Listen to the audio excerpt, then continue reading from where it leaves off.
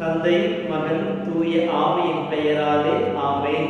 ஒவ்வொரு கடவுளுடைய அருளும் ஆசீரும் பாதுகாப்பு வழி நடத்துதலும் உங்களோடு இருப்பதாக. புதுக்காலம் 16வது வாரம். இயேசுவின் அன்பு சகோதர சகோதரிகளே, கடவுள் மனிதனை படைக்கின்ற பொழுது தன் சாயலும் தன் பாவனையும் படைத்த கடவுள் நம் ஒவ்வொருவருக்கும் நம்முடைய உரிமையை கொடுத்திருக்கின்றார். நாம் எதை தேர்ந்தெடுக்கின்றோமோ அதற்கான பலனை, நன்மைகளை நாம் அனுபவித்துக் கொள்வதற்காக வாய்ப்புகள் நமக்கு முன்னால் இருக்கின்றன. தேர்ந்தெடுப்பது நம்முடைய உள்ளத்திலும் வாழ்விலும் இருக்கின்றது. இன்றைய நாளில் இந்த நற்செய்தியை படிக்கின்ற பொழுது நம்முடைய நம்பிக்கை வாழ்வுக்கு தேவையான 2 குணங்களை பற்றி, 2 பண்புகளை பற்றி பேசுகின்றது.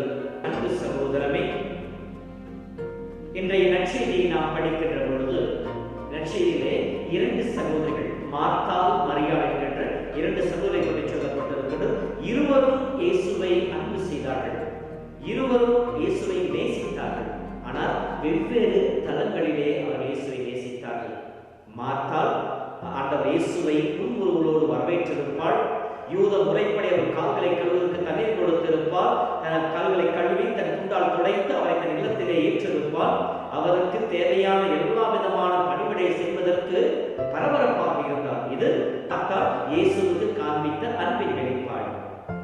மரியாள் வேறு விதத்தில் இந்த அன்பை வெளிப்படுத்துகிறார். அவருடைய பாதத்திலே அமர்ந்து அவருடைய வாயில் உதிர்க்கின்ற வார்த்தைகளை கேட்டு தன்னுடைய பிரசனத்தின் வழியாக இயேசுவை அன்பு செய்ததாக இருவரும் இயேசுவை அன்பு செய்தார்கள். இருவருடைய அன்பையும் இயேசு குறைத்து மதிப்பிடவில்லை. ஆனால் இங்கே இயேசு நல்லது எது, தீயது எது என்று சொல்லி இரண்டுக்கும் இடையே அங்கே அவர் உயர்வு தாழ்வை காட்டவில்லை. மாறாக நல்லது எது, அதிலும் மேலான உயர்ந்தது எது என்பதை தான் இயேசு சுட்டிக்காட்டுகிறார். மார்த்தாள் நல்லது செய்தால், மரியாள் அதைவிட மேலான பங்கை தேர்ந்து கொண்டார் என்று சொல்லி இயேசு சொல்லுகின்றார். மார்த்தாள், மரியாள் இந்த சகோதரர்கள் காணப்பட்ட குணநலன்களை பற்றி சிந்தித்து நம் வாழ்விலே நாம் எப்படி உயர்ந்த பங்கினை, நல்ல பங்கினை தேர்ந்தெடுப்பது என்பதை பற்றி சிந்தி. ஒன்றாவது, மார்த்தாள் இயேசுவை தன்னுடைய குடும்ப நண்பராக வரவேற்றார்.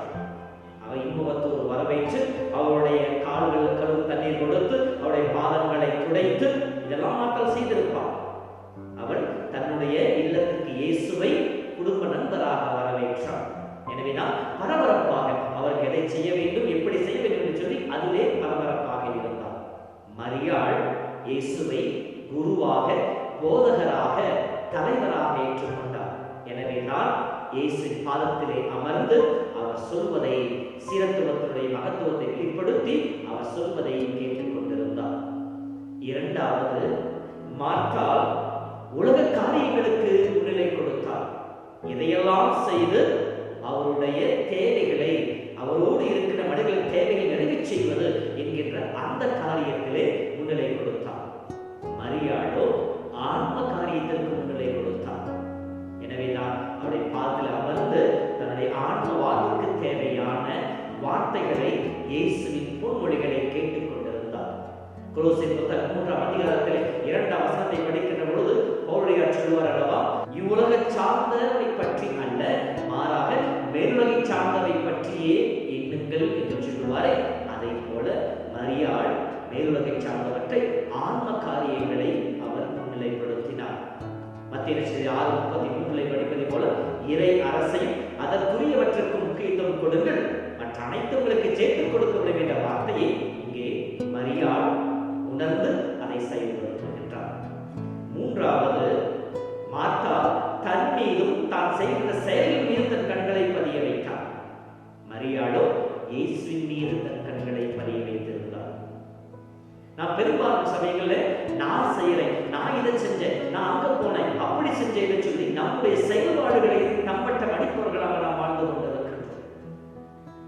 நான் கோயிலுக்காக இதை செஞ்சேன், கோயிலுக்கு இதை வாங்கி கொடுத்தேன், அதை வாங்கி கொடுத்தேன்னு சொல்லி நாம் செய்த செயல்கள் மீது நம்முடைய கண்களை பதிய வைத்துக் கொண்டிருக்கின்றோம்.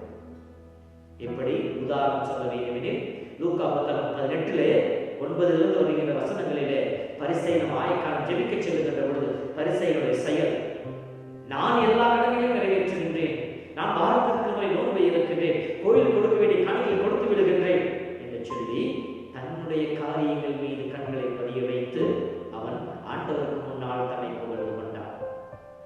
ஆயக்காரனோ தன் ஆன்மாவின் மீது நம்பிக்கை வைத்து ஆண்டவரின் மீது கண்களை பதிய வைத்து தன் பாவங்களுக்காக மனவருந்தை மன்னிப்பை கேட்டான். ஆக மூன்றாவது காரியம், மார்த்தாவை போல என் மீதும் என்னுடைய காரியங்கள் மீது நான் கண்களை பதிய வைத்திருக்கிறேன். நான்காவதாக, இப்படி என் மீது என் காரியங்கள் மீது கண்களை பதிய வைத்து வாழ ஆரம்பிக்கிறவங்க என்ன நடக்கும்? நான் குறை காண ஆரம்பிப்பேன். இப்படி மார்த்தாள் பரபரப்பாக இருந்தால், பல காரியங்களை செய்திருந்தால், மரியாள் இயேசு பார்த்து அமர்ந்திருந்தால், மார்த்தா என்ன சொல்கிறார்? நான் இவ்வளவு பரபரப்பா இருக்கிறேன், மரியாள் எனக்கு உதவி செய்யாமல் இருக்கிறது சொல்லி அவளை குற்றப்படுத்துகின்றார். இதைத்தான் அந்த உண்மையிலும் பார்க்கின்றோம். பரிசேயன் நான் அவனைப் போல அல்ல என்று சொல்லி அவன், அதாவது ஆயக்காரனோடு தன்னை ஒப்புமைப்படுத்துகின்றான். இப்படி நாம் நம் காரியங்கள் மீது நம் கண்களை பதிய வைக்கின்ற பொழுது பிறரோடு ஒப்புமைப்படுத்தி நம்மை உயர்ந்தவர்களாக, மேன்மை மிக்கவர்களாகவும், பிறரை தாழ்ந்தவர்களாகவும் எடை ஓடுகின்ற மனப்பாங்கு நம்மிலே வந்துவிடும். குற்றப்படுத்துகின்ற, குறை சொல்லுகின்ற மனப்பாங்கு நம்மிலே வந்துவிடும். ஐந்தாவதாக, இயேசுவுக்கு மார்த்தாள் சொல்லுகின்றார், என் சகோதரியை எனக்கு உதவி செய்ய கட்டளையிடும் என்று சொல்லி. மரியாளோ இயேசு சொல்வதை கேட்டுக் கொண்டிருந்தார். இது நம்முடைய ஜெப வாழ்வுக்கு ஒரு மிகச்சிறந்த ஒரு வழியை சொல்லி காட்டுகிறது. நம்முடைய வாழ்வின் போராட்டங்கள், இக்கட்டுகள், இடர்கள் நடுவில் ஆண்டவரை தேடி வருகிறோம். ஆண்டவரை தேடி வருகின்ற பொழுது மார்க் புத்தகம் 1:40 இருக்கிற வசனங்களை படிப்பதை போல, அந்த தொழுநோயால் ஜெபித்ததை போல நாம் ஜெபிப்பதில்லை. ஆண்டவரை நீர் சித்தம் கொண்டால் என் நோயை உம்மால் கூடும் என்று சொல்லி நாம் ஜெபிப்பதில்லை.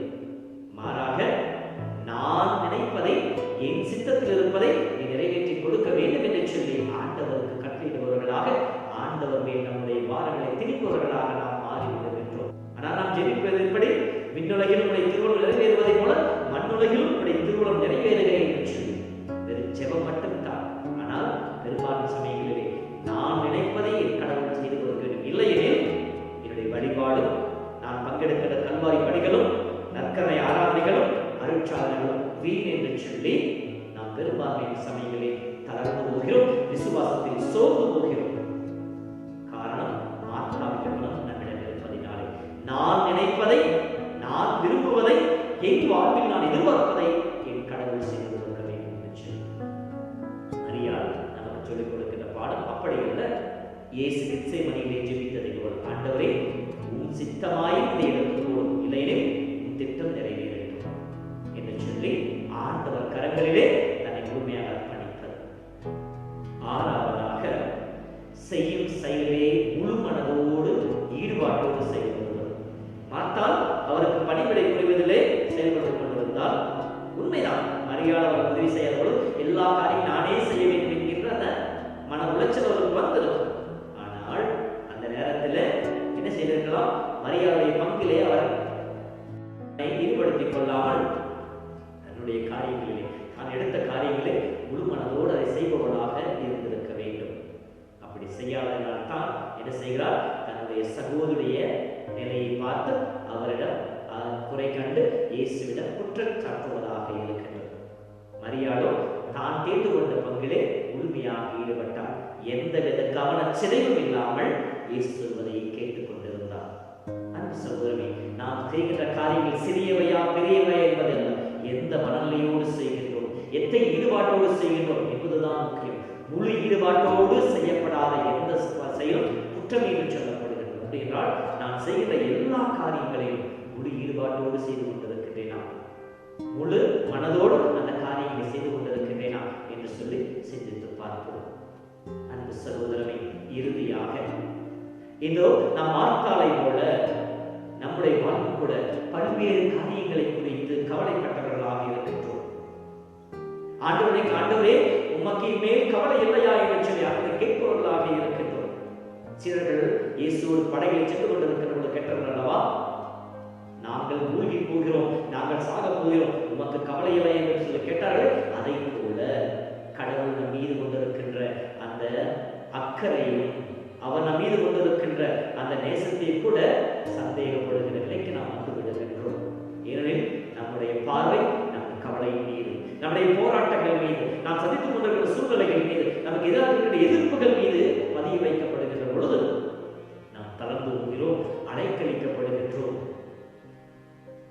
அன்பு சகோதரரை சிந்தித்து பார்ப்போம். எத்தனை நேரங்களிலே நாம் மாற்றாடை போல பல்வேறு காரியங்களிலே, உலக காரியங்கள், வேலைகள், தொழில், பொருளாதார சிக்கல்கள், உறவுகள், குடும்பம் நடக்கின்ற காரியங்கள் என்று சொல்லி அதற்கு முக்கியத்துவம் கொடுத்து ஆண்டவரை புறம் தள்ளி, ஆண்டவர் இரண்டாம் பட்சத்திற்கு தள்ளி நம்முடைய காரியங்களை பரபரப்பாக இருந்து கவலைகளையும் கண்ணீரையும் உளைச்சலையும் மனவேதனையும் நாம் சம்பாதித்து கொண்டிருக்கிறோம்.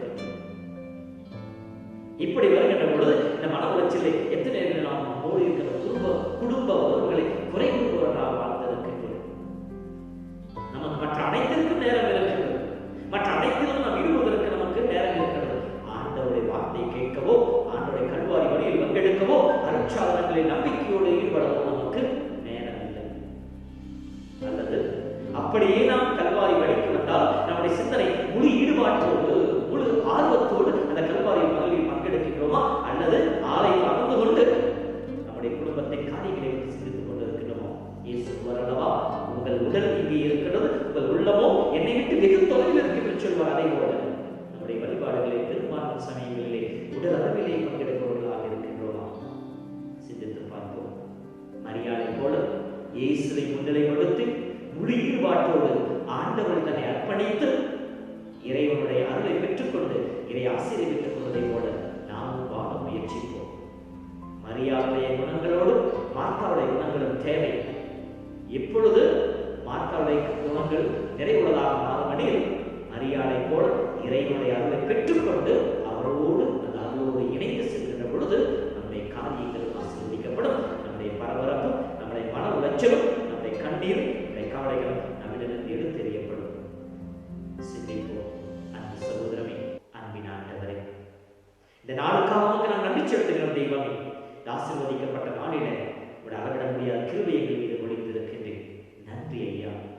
இதோ இந்த நாள் நாங்கள் கேட்ட இந்த சகோதரர் வாழ்க்கையின் வழியாக நாங்கள் உண்மை இன்னும் அதிகமாய் அன்பு செய்யவும், அருகிலே வந்து பாதத்திலே அமர்ந்து உம்முடைய வல்லமையை பெற்றுக்கொள்ளவும், உம்மிடமிருந்து பெற்றுக்கொள்கிற அருளோடு எங்களுடைய வாழ்க்கை சூழ்நிலைகளை, எங்கள் அன்பு செயல்களை, எங்களுடைய செயல்களை அன்பு செயல்களாக மாற்றி உம்மை பிரதிபலிக்கவும் எங்கள் ஒவ்வொருவருக்கும் அருள்தார்.